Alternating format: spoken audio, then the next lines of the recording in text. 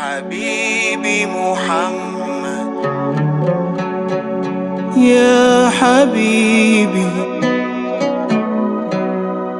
جعلتك قبلتي يا خير خلق الله.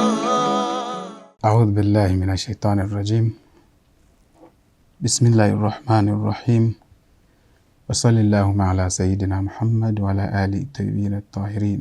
اللهم صل على محمد وآل محمد. Maudhui yetu ya leo ni kuhusu mfumo wa familia, the family system.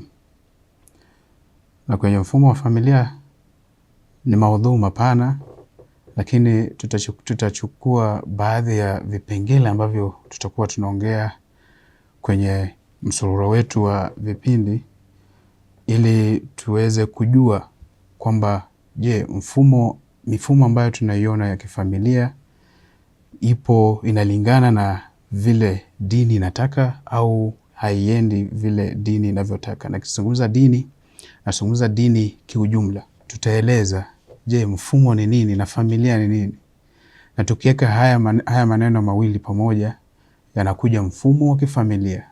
Kwa hivyo yanamaanisha nini mfumo wa kifamilia?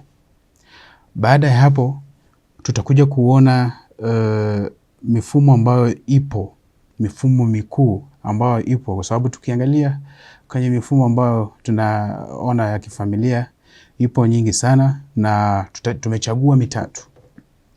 Kwa hivyo tutaangalia kwenye mfumo wa kifamilia kulingana na Wayahudi, na mfumo wa kifamilia kulingana na Wakristo, na mfumo wa kifamilia pia kulingana na dini ya Kiislamu.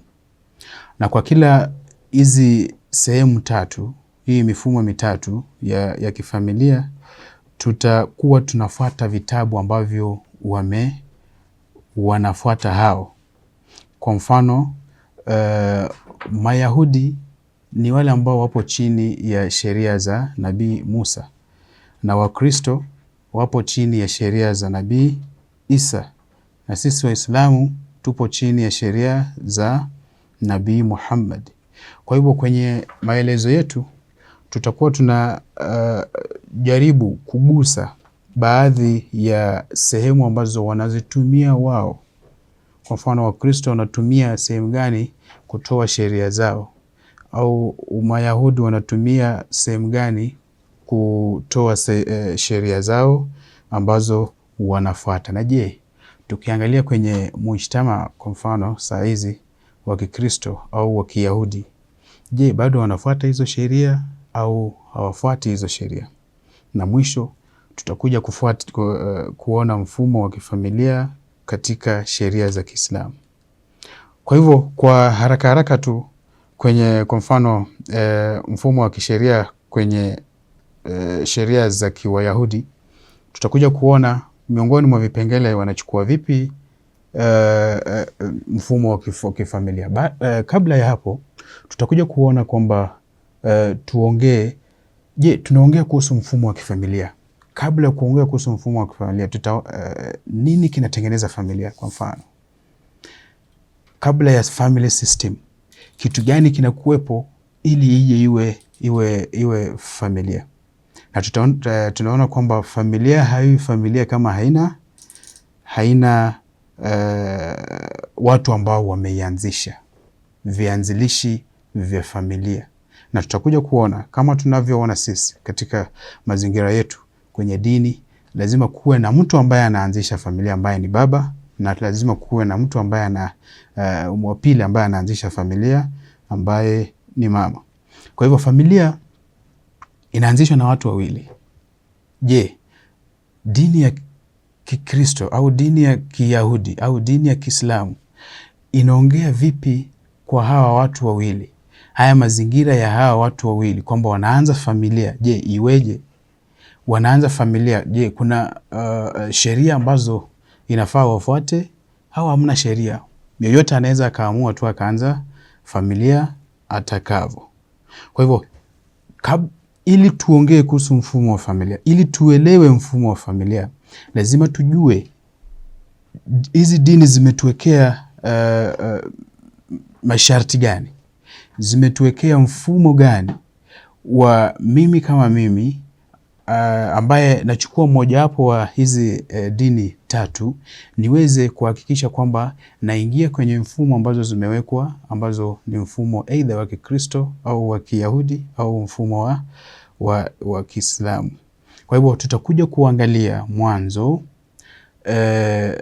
ili tuingie kwenye mfumo wa kifamilia, tutakuja kuangalia kwenye ndoa. Hizi dini tatu zinasema nini kuhusu ndoa? Kwa mfano, kabla mtu hajaoa, baada ya mtu ameshaoa, sasa yupo kwenye ndani ya ndoa, na baada ya ndoa, kwa sababu tukiishi tunakuwa ndani ya ndoa kama umeoa, na watoto wanakuwa ndani ya familia. Kwa hivyo tunasema vipi kama iwapo mtu ataondoka, mmoja wetu ataondoka baada ya kuingia kwenye ndoa, hizi dini tatu zinasema nini? Kwa hivyo focus yetu, sehemu yetu kuu ambayo tutakuwa tunaangalia mfumo wa kifamilia ambao unaanzishwa na ndoa, na sana sana ambao unaanzishwa na watu wawili, baba na mama. Je, inafaa tuwe vipi, au inafaa tufanye nini, au vitu gani hizi dini tatu zimeeleza kuhusu hawa watu wawili? Tumeweza kutoa hiyo kuanzia kwa Wayahudi kwa mfano, kuja kwa Wakristo na kuja kwa Waislamu, ili tuweze kwa sababu mazingira yetu au jamii zetu ni jamii ambazo zipo na hizi dini tatu. Hata kama moja haipo, kwa mfano dini ya Kiyahudi haipo, lakini at least tunakuwa na either Waislamu na Wakristo, na tunaona baadhi ya vitu ambavyo Wakristo wanafanya kwa mfano, au Wakristo wanaona vitu ambavyo sisi tunafanya, na wanakuwa na maswali mengi. Sasa haya maswali kwa mfano yanaweza jibiwa vipi, au yanaweza misingi yake ni ipi, au kwa nini wanauliza? Je, inapatikana kule kwao au haipatikani? Na tutakuja kuona baadaye kwamba baadhi ya vitu ambavyo wanatuuliza sisi na wanatuweka kwamba tunafanya kwa mfumo ambao sio pia kwao, kwa Wakristo au kwa Wayahudi pia hivyo vitu vipo. Kwa hivyo ndio hayo ndio mambo ambayo tutakuwa tunazungumzia kuhusu mfumo wa kifamilia, na sana sana tutabase kwa mfumo wa kifamilia wa Kiislamu ili tuweze kujua dini imetuandalia nini sisi kama Waislamu. Habibi Muhammad ya habibi. Naam, kwa hivyo tukiangalia kwenye mfumo wa kifamilia, kitu cha kwanza niliposema hapo awali kwamba tutaeleza maana ya mfumo wa kifamilia, na tujue kwamba tunaongea tu pale ambapo tunapatana. Familia inaanza wapi? Inaanzia sehemu gani?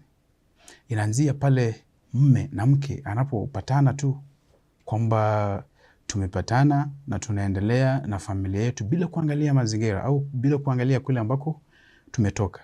Na dini imesema vipi? Kwa mfano, tukiangalia kwenye dini yetu ya Kiislamu inatueleza, kuna baadhi ya hadithi ambazo zinatoa overview, zinatupatia maelezo kwamba tukitaka kuingia kwa ndoa, tukitaka kuingia ndani ya ndoa, ni kitu gani inafaa tufanye. Kwa mfano, kuna hadithi ambayo inazungumza iyakum wa khadra'ul diman, iyakum wa khadra'ud diman, epukeni sana au epukeni sana na watu ambao wanaitwa khadra'ud diman. Na Mtume, hii ni hadithi ya Mtume. Mtume aliulizwa khadra'ud diman kina nani? Akasema, ukiangalia msichana ni mzuri, mazingira ni mazuri, dhahir yuko sawa, lakini manbat, sehemu ambayo ametoka sio nzuri. Kwa hivyo tukitaka kuingia kwenye ndoa, hii hadithi inatuonyesha kwamba tukitaka kuingia kwenye ndoa tusiangalie sehemu moja tu. Hii ni mfumo wa Kiislamu ambao ni hadithi ambayo inaeleza jinsi ndoa kwenye mazingira ya Kiislamu inafaa ianze, kwamba tukiingia kwenye ndoa tuangalie au tujiulize, nimeona mazingira yameniridhisha. Je, kule nyuma kuko sawa? Sehemu ambayo ameotea iko sawa? Na hii inatuonyesha kwamba tukianzisha ndoa tunaanzisha familia, sio familia tu ya watu wawili. Na tukiangalia kwenye sheria zingine, sheria za kwa mfano tutakuja kuona tukieleza kiundani, sheria za Kiyahudi kwa mfano, sheria za Kikristo kwa mfano, kuna baadhi ya maelezo ambao wanaeleza kwamba kabla uingie kwenye ndoa lazima uangalie baadhi ya vipengele. Kwa mfano kuna vitu ambavyo wao wanaeleza, na tukiangalia kwenye mshtama wa Kiyahudi kwa mfano, tutakuja kuona hayo yakiwepo. Kwa mfano tukiangalia kwa Yahudi tunaona familia zao ziko vipi, na tunaangalia mtoto wa Kiyahudi akizaliwa anakuwa vipi, yaani sifa zake, muonekano wake. Kwa sababu gani? Kwa sababu wameweka sana impact kwenye muonekano wa kiinje wa mwanadamu, na hizi ni sheria ambazo zimetoka kwenye kitabu chao ambacho ni tunajua Wayahudi wanafuata Nabii Musa ambacho ni kitabu cha Tora. Lakini kwenye hichi kitabu kuna Tora, kuna aina mbili ya Tora. Kuna Tora ambayo ni kitabu kilichoandikwa tu, maandishi ya sheria za Nabii Musa, na kuna sharh ya hiyo Tora ambayo wanaita wao kwamba ni oral Tora, ambayo wanaita kwa mfumo wao kwamba ni Talmud. Kwa hivyo Talmud ni kitabu cha Wayahudi, lakini sio kitabu asli, ni sharh, ni maelezo ya yale ambayo yapo kwenye kitabu chao cha Tora ambacho ni hasli. Haya maelezo yalielezwa na mwanachuo mmoja wao ambaye anaitwa Hahamat. Kwa hivyo kwa Wayahudi kwa mfano wanachukua vipi mfumo wa kifamilia? Wote tunaanza chini kwenye ndoa na wote tunamalizia kwenye mfumo wa kifamilia mzima, kwamba lazima tuwe na mwingiliano kati ya wale ambao wanaingia kwenye ndoa na mazingira ambayo wapo ndani yake, na pia kwenye mazingira ya kiujumla. Nikisema mazingira ya kiujumla namaanisha vitu ambavyo wanafanya hao kama hao kwenye familia na wale ambao wamepata kwenye hizi familia mbili. Kwenye lugha ya Kiingereza tunasema the extended and the nuclear, kwa sababu mfumo wa kifamilia hautoshi tu kwamba kuna watu wawili wamekutana. Kwa hivyo baada ya hapo tutakuja kuzungumzia, kuna masala ambayo yapo kwenye tunayaona kwenye dini ya Kikristo. Kwa mfano kuna baadhi ya vitu ambavyo wanapinga sana, na hivi vinatokana na kauli kwamba yule ambaye wanafuata ambaye Nabii Isa hakuvifanya. Je, kutovifanya inamaanisha kwamba si havipo? Kutofanya kitu au kitu kisipofanyika kwenye maisha yako inamaanisha sasa unapinga au una support au unachukia? Sasa tukiangalia kwa mfumo wao wamechukulia kwamba hiyo ni kupinga. Kwa mfano tunakuja kwenye issue ya taaddud zawjat ambayo yupo ndani ya mfumo wa kifamilia ambayo wanapinga. Je, Yesu alisema nini? Yesu mwenyewe alipinga? Au Yesu alipokuja tunaambiwa yeye mwenyewe alisema kwamba mimi nimekuja, sijakuja ku wipe out sheria ambazo zimeletwa na wale ambao walikuwa nyuma yangu. Na nikisema wale ambao walikuwa nyuma yangu namaanisha Nabii Musa. Na tutakuja kuona kwenye sheria za Nabii Musa je, anasemaje kuhusu taaddud az-zawjat ambayo Yesu alisema mwenyewe kwamba hajaja kupinga wala hajaja kugeuza. Lakini saa hizi tukiangalia baadhi ya mambo ambayo yanaendelea kule ni kwamba haifai. Kwa hivyo tukija kwenye dini ya Kiislamu, mfumo wa kifamilia kwenye dini ya Kiislamu, ambayo ndipo nilisema pale awali kwamba tutaanza na ndoa katika dini ya Kiislamu ili tupe ufunguo wa kuona kwamba dini ya Kiislamu inaongea vipi kuhusu familia. Tutakuja kueleza ndoa kwa mfumo wa Kiislamu ni nini, Uislamu unaeleza ndoa ni nini, na tutakuja kuona kwamba kuna baadhi ya vitu ambavyo dini ya Kiislamu inasema kuhusu ndoa, kuhusu kuoa. Je, inafaa tuoe wakati gani? Kuna mwaka au kuna miaka, kuna muda ambayo ni lazima tu ikifika lazima tuingie kwenye ndoa, au hakuna muda? Na kuna swala ambalo nadhani linaleta tashwishi pia, swala la je, ndoa ni wajibu au ni mustahabu? Na wajibu, tukisema ndoa ni wajibu tunamaanisha nini? Na tukisema ndoa ni mustahabu pia tunamaanisha nini? Hivyo vote tutakuja kuviangalia. Tutakuja pia kuangalia kwenye ndoa chini ya mfumo wa Kiislamu. Kuna sheria ambazo zimewekwa, kuna baadhi ya vitu ambavyo vimeongezwa kwenye dini ya Kiislamu ambayo tunavipata kwenye sheria zetu, kwenye vitabu vyetu vya ambavyo tunatoa kule sheria ambayo ni Qur'an na ahadithi. Tutakuja pia kuona aina za ndoa kwenye dini ya Kiislamu. Na je, hizi aina zipo kwenye hizo dini zingine au hazipo? Na kwa nini kwenye dini ya Kiislamu zipo? Pia kuna baadhi ya vitu ambavyo ukitaka kuingia kwenye ndoa, vipi inafaa uchague mtu wako ambaye inafaa, misingi ipi, ni mambo yapi ambayo Mtume ametueleza au sheria ya Kiislamu imetueleza kwamba ukitaka kuoa lazima ufanye nini, uwe na hivyo vitu, lazima utimize au lazima uviangalie, hata kama si kwa njia ya wajibu, lakini inakuwa ni vizuri, inapendeza kwamba ujue hivi vitu vipo kwa yule ambaye unataka kumuoa. Pia kuna masala ambayo yanaleta tashwishi kwenye dini ya Kiislamu. Je, mambo na engagement, je, yanaruhusiwa kwenye dini ya Kiislamu? Na kabla ya kuoa kwa mfano, inafaa tufanye nini? Je, kuna uwezekano kwamba tuna engage mpaka tunaonana, au tunafanya baadhi ya vitu ambavyo watu ambao wapo kwenye ndoa peke yake wanafanya? Na hili pia tutakuja kuliongelea kwa dini ya Kiyahudi. Je, inasema nini? Je, inaruhusu au hairuhusu? Na pia kwenye dini ya Kikristo.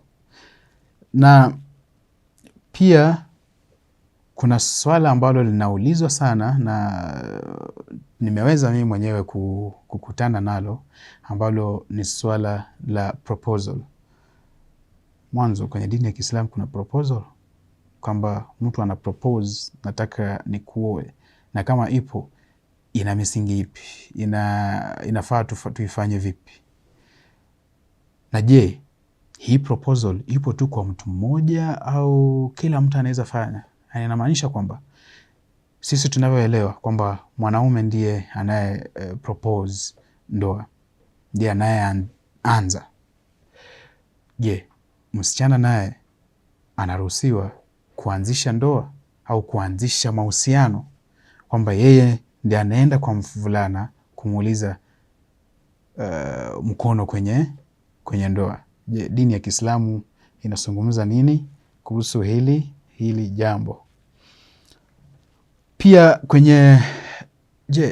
tukiwa kwenye engagement, tunamaanisha kwamba tumefika kwenye ndoa, meaning tunaweza tukafanya kila kitu ambacho wale ambao wapo kwenye ndoa wanafanya, au kuna mipaka kwamba inaweza tukafanya baadhi kwa misingi au kwa sheria fulani, au tusifanye zote ambazo wale ambao wapo kwenye ndoa wanafanya.